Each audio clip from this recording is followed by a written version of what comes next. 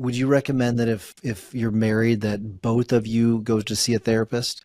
Perhaps. I think it depends. A very lawyer answer. I think it depends, right? Um, it was I gained great, like I said, traction from it. But marriage is hard. Like having kids is hard, and the whole deal is super hard. But I think it's worth it. But yeah, 100%. Like I don't see why not. Like my wife had done some stuff independently before she met me, on her own self with therapy, and she got great results. But 100%, I think there's a big benefit in that. Instead of just like maintaining the status quo of self-destructive behavior, because again, we both know there's a lot of lawyers that are self-destructive and maybe don't even know it. That's why Tyson, like, I love this profession, but it can be nasty. It can be tough on us. We put so much weight on us, and but then so I was that guy. I almost thought it was like a badge of honor. It's like, I can be like a prick, and like that's like fighting for my clients, advocating well, but no, it's like kind of it's not really effective advocacy because you're not seeing clearly. You're so like seeing red all the time. And I wasn't I wasn't going for people punching them in the face and like stuff like that, but it was definitely like towing the line with defense counsel, with situations I could have handled a lot differently, but yeah. So I give you an experience I had last year, and I got an email from an attorney.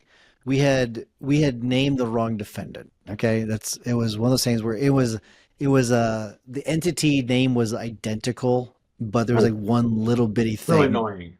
Right, right. So, but I got an email, and then I sent a very nice response, and then it went from a level of one, and her response to me was like a 10. Mm. Okay.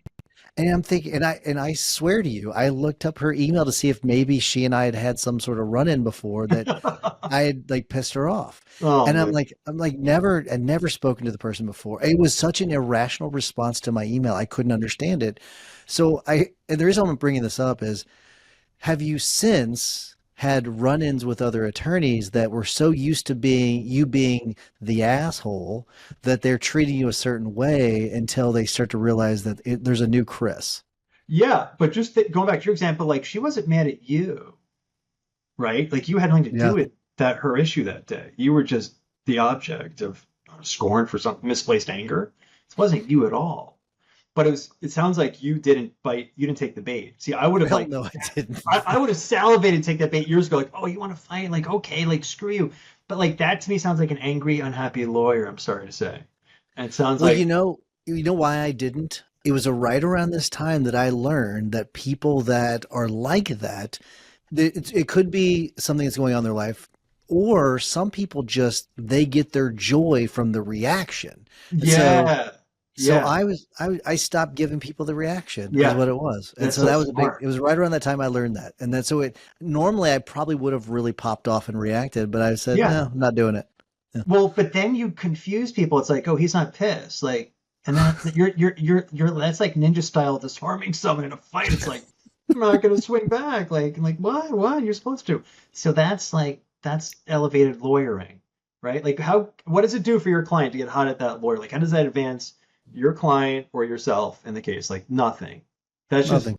that's a waste of energy. So, but again, I see.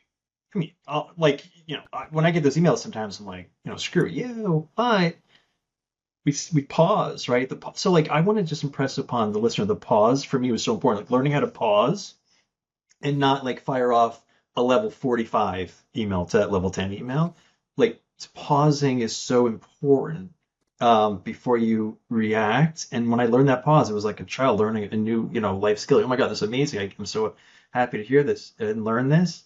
The pause is really important in this profession because you'll be triggered and pissed off by things. You'll have setbacks, right? You're getting punched in the face in this profession. You and I both entrepreneurs, always constantly getting hit in the face, right? We keep getting up. We resilient. We battle. But I think you have to sort of withstand those blows, but not make it harder than you need to. Like that's why I talk about this weight, shedding this weight of trauma. Yeah, the trauma, this stuff is sticky. It's still, a lot of people listening to this have trauma, right? And and it's not going anywhere unless you do that work. I call it like it's very sticky. It sticks around, but sometimes that trauma like cements as you get older. at least for me, it gets hardened and hardened and hardened. It's hard to break that out the older you get. So when you combine being traumatized, being a lawyer, recipe for disaster because you're just like pissed and angry and maladjusted. But I love your example of that email because we all get those emails all the time. And it doesn't have to be an email. It could be exchange at the courthouse, like a rude comment. You're gonna take the bait. That's like the cheap way to go about it. But you didn't. You were like, no, I'm cool. Like, let's just, not a big deal. But I get those emails all the time and I'm almost like, all right, this person is just pissed off at something other than me. That's not my problem. I got enough stuff. I don't need to deal with that person's